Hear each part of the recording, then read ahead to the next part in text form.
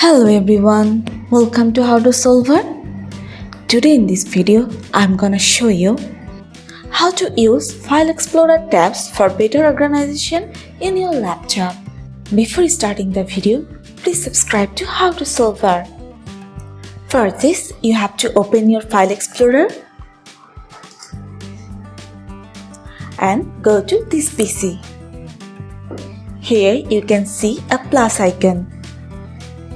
If you want to open a new tab, you just have to click on this plus icon. Or you can use your keyboard shortcut.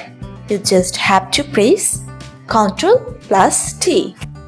After pressing Ctrl plus T, your new tab will be open. If you want to close any tab, you just have to click on this cross icon. Or you can press on your keyboard Ctrl plus W. So this is how you can open File Explorer tabs for better organization in your laptop. So guys, that's it. You can do this. I think this video is very helpful to you. If it was, then give a thumbs up and hit the subscribe button. And thanks for watching.